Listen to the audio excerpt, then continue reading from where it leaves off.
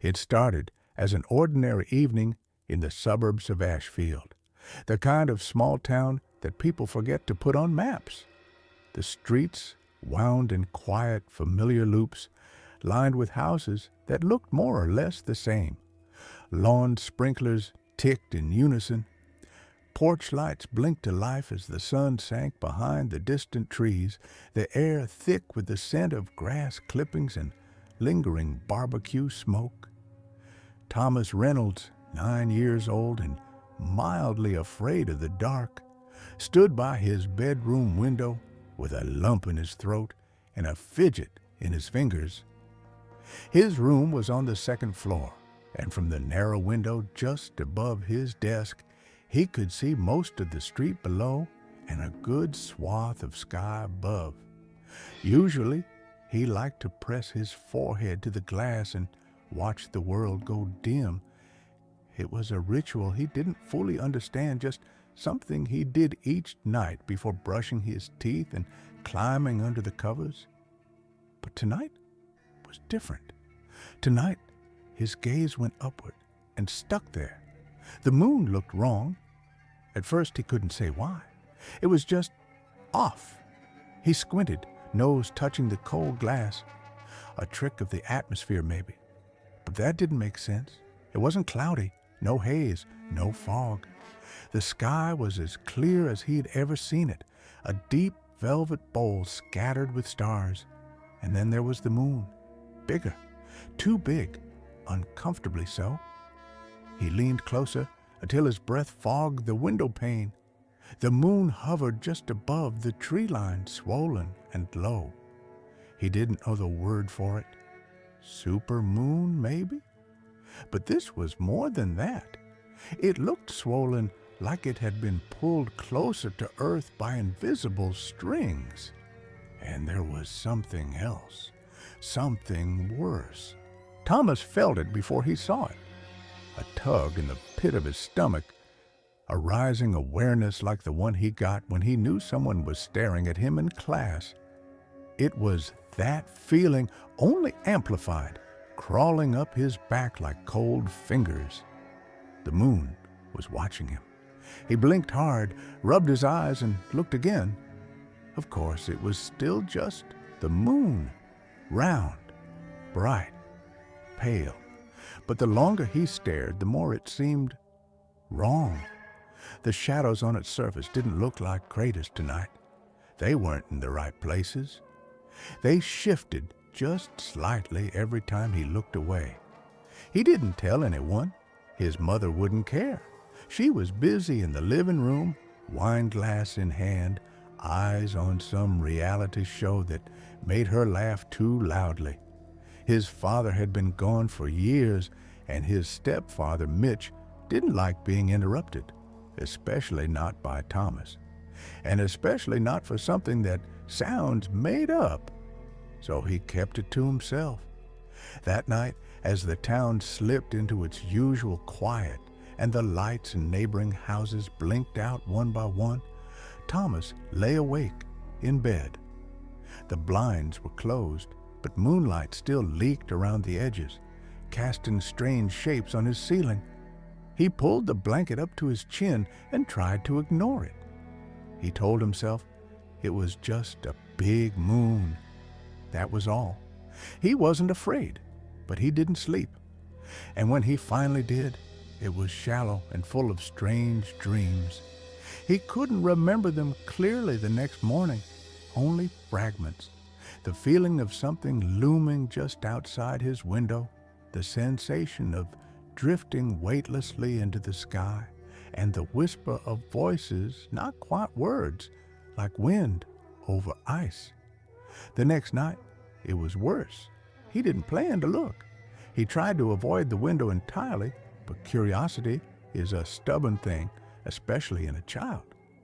By 8:17 p.m., Thomas was standing in the exact same spot, hands pressed to the sill. The moon was still wrong, still huge, still close, but now it had changed again.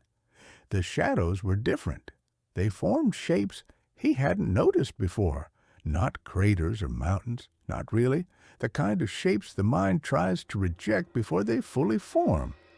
An illusion of symmetry, a curved darkness, and then once he allowed his brain to see it, it was undeniable. A smile, not a happy one, not warm or joyful. A too wide, too sharp grin, etched in shadow, like someone had clawed it into the moon's face. He stepped back from the window, heart pounding. He didn't tell anyone. At school the next day, he searched for signs that others had noticed. Kids didn't talk about it. Teachers seemed normal. No one mentioned the moon. No one acted like anything had changed. But he noticed that the hallways were quieter. People were more distracted. Miss Redding, his homeroom teacher, stared out the window for nearly 10 minutes before realizing she hadn't passed out the math worksheets. Another teacher, Mr. Donnelly, never showed up for gym. They had a substitute who smelled like burnt toast and didn't speak the whole hour. Still, no one said anything.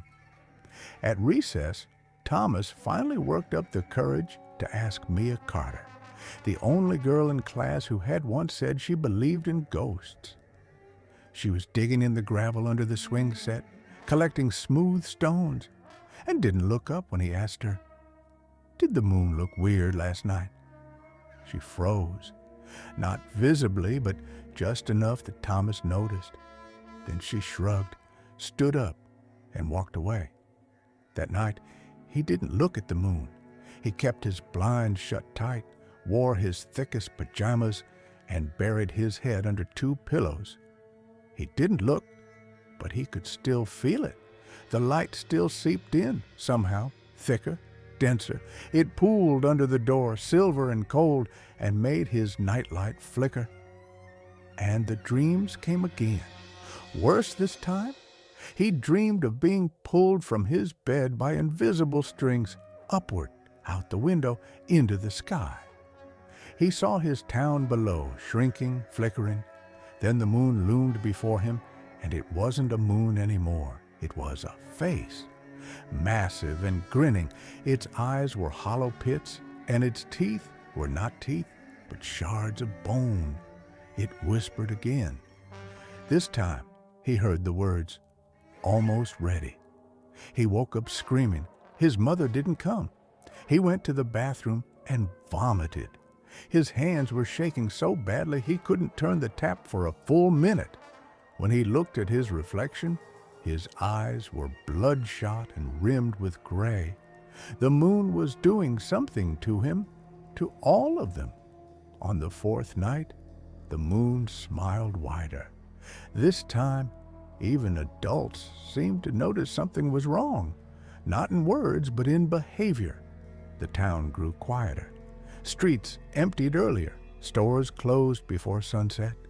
Street lights flickered in unison, and no one fixed them. Sirens wailed in the distance more often than before, but no one talked about what they were for. At school, kids whispered in corners. No one played at recess. Mia Carter stopped coming altogether. Miss Redding sat behind her desk with her head in her hands, whispering to herself. The lunch lady served only cold sandwiches, no milk, and didn't speak. No one mentioned the moon, and still it grew. By the 5th night, Thomas's mother had started locking all the doors and windows by 6. She didn't say why. Mitch stayed in the garage all evening, drinking beer and listening to old rock songs with the volume turned low. Thomas watched from the hallway as his mother pulled down the shades in the kitchen and whispered something under her breath. Thomas didn't ask. Instead, he crept back upstairs, locked his door, and curled under his bed. It was the only place that felt safe anymore. He lay there for hours, watching the faint flicker of light spill across the floor. Moonlight, cold, hungry. He thought about stuffing towels under the door to block it, but he didn't move. He didn't dare. He didn't sleep that night. And when the morning came, something was different. The air felt wrong. The light in his room wasn't the usual pale gold. It was gray. Dimensions. He climbed out from under the bed, hands trembling, and crept to the window. The sun hadn't risen. The sky was dark. Not night, not dawn, but a bruised twilight that didn't belong to either. A few streetlights were still on, flickering uselessly. Birds didn't sing. The air felt heavier, and the moon, somehow, was still there, high, smiling, and closer than ever. Thomas backed away from the window. Downstairs, he could hear the hum of the refrigerator, the click of the old clock in the hallway, but no voices, no footsteps, no movement at all. His house felt empty. He didn't call for his mother. He didn't want to know what had happened to her. He turned on the TV, static, every channel. He checked the tablet his mom sometimes let him use. No signal, no updates, no news. He was alone. The moon was still watching, and it was hungry. Thomas stood at the window, staring at the sky that refused to brighten. The moon still hung there, unmoving, its grotesque grin wider than ever. The world outside was cloaked in an eerie twilight, neither night nor day, as if time itself had paused. The usual morning sounds were absent. No birds chirping, no cars passing by, only an oppressive silence that weighed heavily on his chest. He turned away from the window, his heart pounding. The house was still, too still. He crept down the stairs, each step creaking louder than he remembered. The living room was empty, the television screen black. The kitchen was untouched. Cereal boxes sat unopened, the coffee machine idle. He called out, his voice trembling, but only silence answered. Venturing outside, he found the neighborhood deserted. Cars sat in driveways, doors ajar, as if their owners had left in a hurry. Lawns were unkempt, newspapers piled on porches. The air was thick, heavy with the metallic scent that made his stomach churn. He walked down the street, the silence pressing in on him, broken only by the occasional rustle of leaves. At the park, he found the swing swaying gently, though there was no wind. The sandbox was scattered with abandoned toys, and the merry-go-round spun slowly, creaking with each rotation. He felt eyes on him, turned, but saw no one. The sensation persisted, a prickling at the back of his neck. Returning home, he noticed the shadows inside had deepened, stretching across the walls like grasping fingers. The moonlight seeped through the windows, casting distorted shapes that danced and writhed. He closed the blinds, but the light persisted, as if the moon's gaze could not be blocked. That night, sleep eluded him. He lay in bed, covers pulled tight, ears straining for any sound. The house groaned and settled, but beneath those familiar noises was something else. A low, rhythmic thudding, like a heartbeat, echoing from deep within the earth. The next morning, the sky remained unchanged. The moon still loomed, its grin now stretching impossibly wide. Thomas ventured further into town, finding it in disarray. Stores were ransacked, their windows shattered. The streets were littered with debris, and the few people he saw wandered aimlessly, their eyes vacant, faces pale. He approached a woman standing in the middle of the road, her dress torn, hair matted. She turned to him slowly, her eyes black voids, and opened her mouth to speak, but no sound came. Instead, a thick black ooze dripped from her lips, and she collapsed to the ground, convulsing. Terrified, Thomas ran, his breath ragged, heart pounding. He didn't stop until he reached the edge of town, where the forest began. The trees stood tall and silent, their branches intertwining to form a canopy that blocked the moon's light. He stepped into the shadows, the cool air a welcome relief. Deeper into the woods, he found a clearing where the moonlight couldn't reach. He collapsed onto the grass, tears streaming down his face. The world had changed, twisted into something unrecognizable. He was alone, a child in a nightmare with no end. As he sat there, a soft humming reached his ears. He looked up to see a figure approaching, a girl about his age, her hair golden, eyes bright. She smiled gently and sat beside him. Together, they sat in silence, the humming continuing, soothing. She reached into her pocket and pulled out a small silver whistle, handing it to him.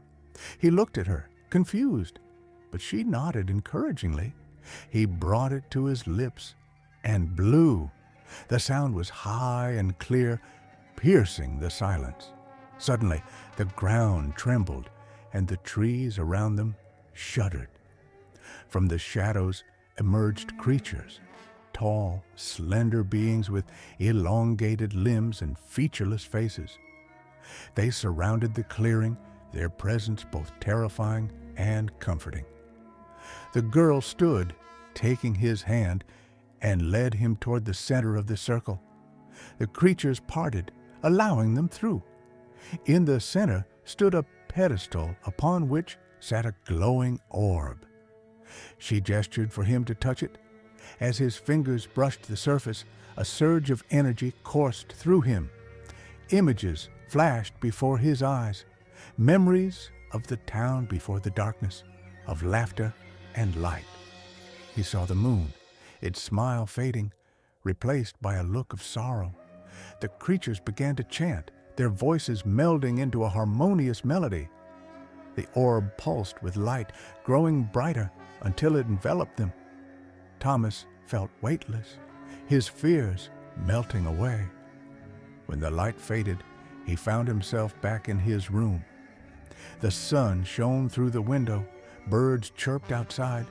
He rushed to the window, looking up to see the moon, small and distant, its surface serene.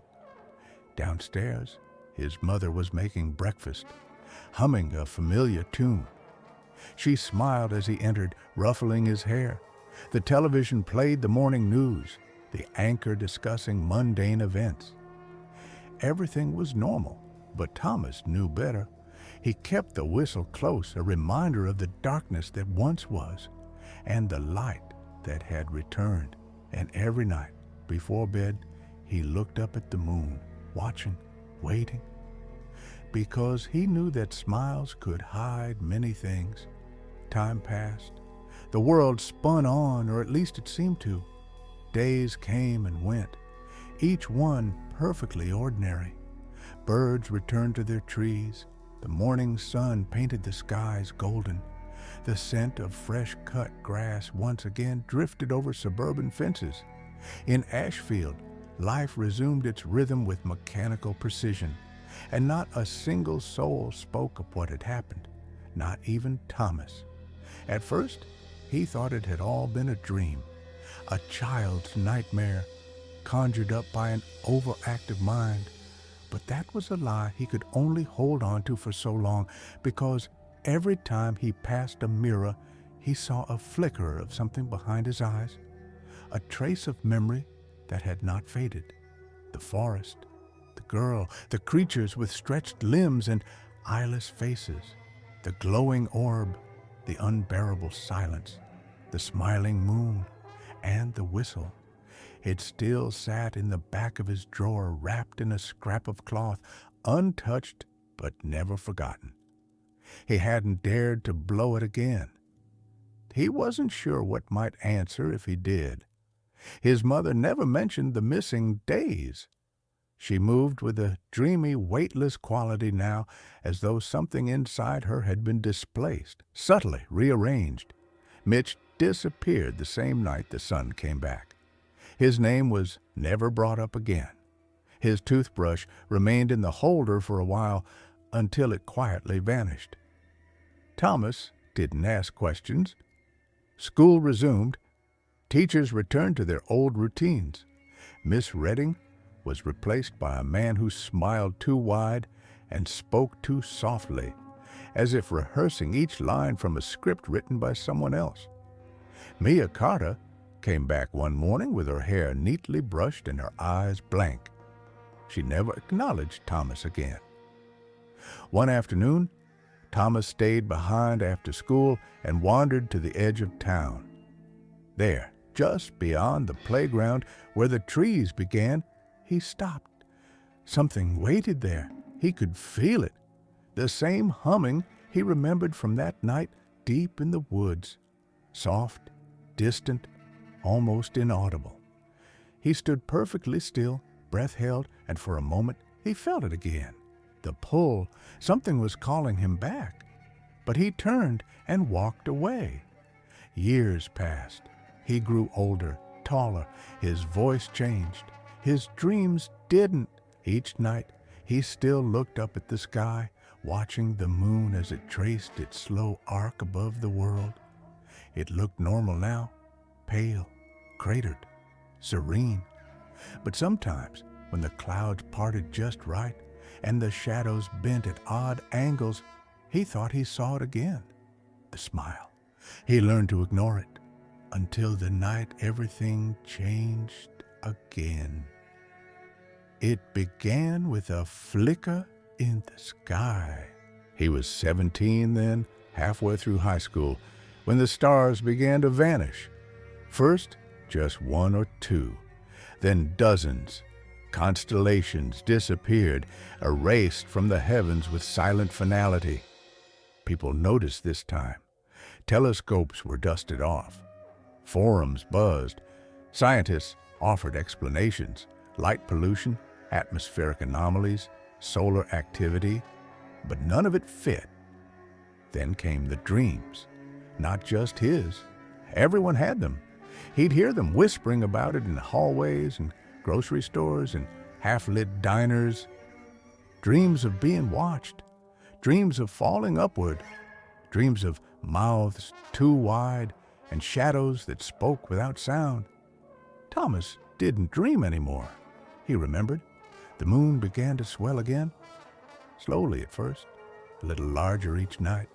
Subtle enough to deny, but Thomas knew better. He knew the signs. He watched as the light turned wrong, too cold, too sharp, cutting into the edges of things. Then came the noise. It wasn't heard, not really. It was felt, a vibration in the bones, a pressure behind the eyes. People grew restless. Some stopped sleeping altogether. Others whispered to corners and mirrors. A boy in his chemistry class clawed at his own eyes during a test, screaming about a face in the sky. The town started to fracture. Windows boarded up.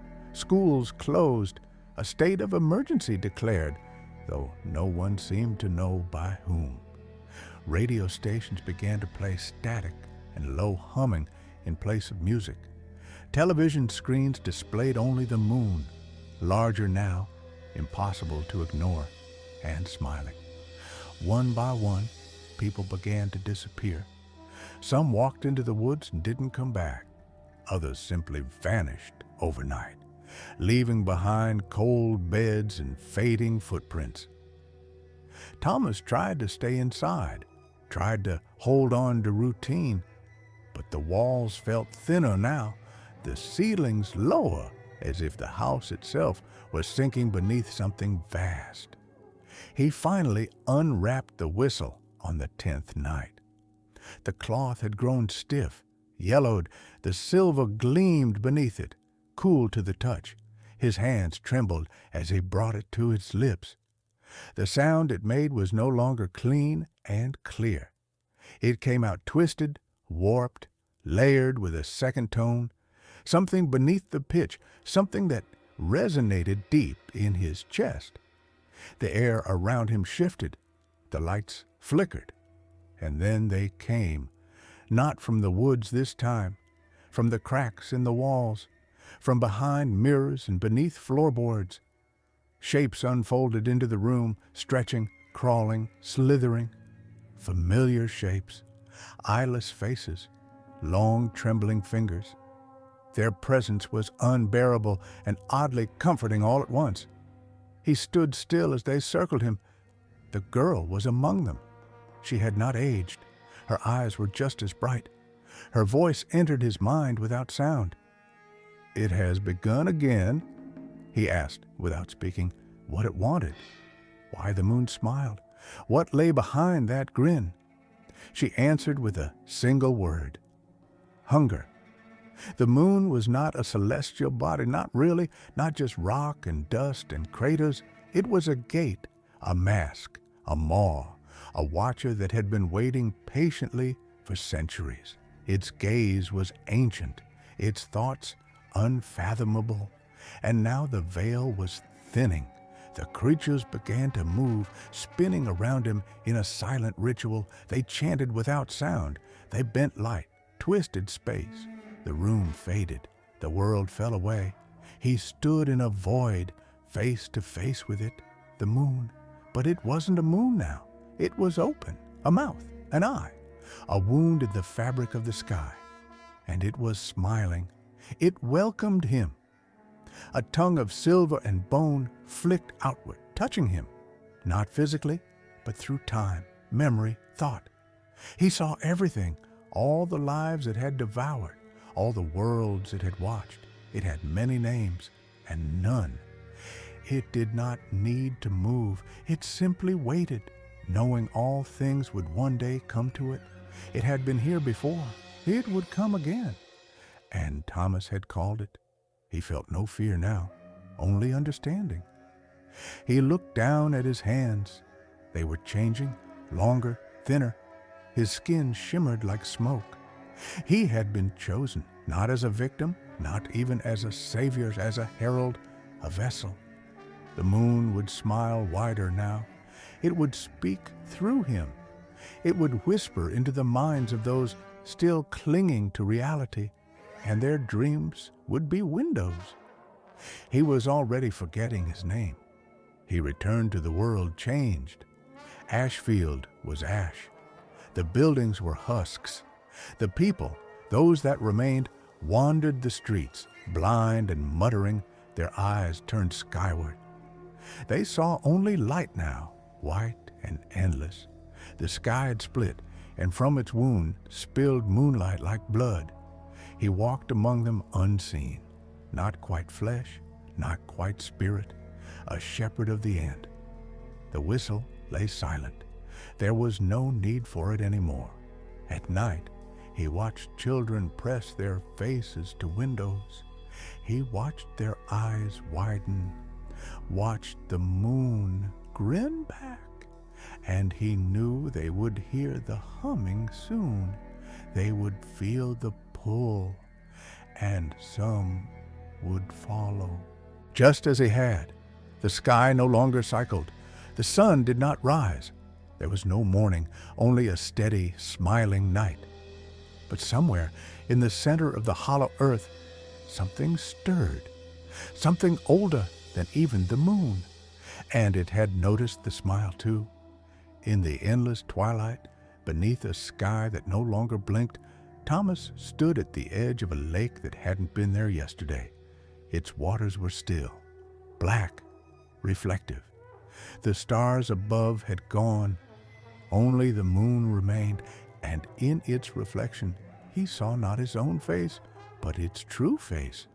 1,000 mouths all smiling, waiting. He smiled back, and the world shuddered. The whistle, hidden deep beneath what remained of his childhood home, crumbled into dust, and with it the last sound of innocence. Now there was only silence, and the moon, smiling ever wider, watching, waiting, and always hungry.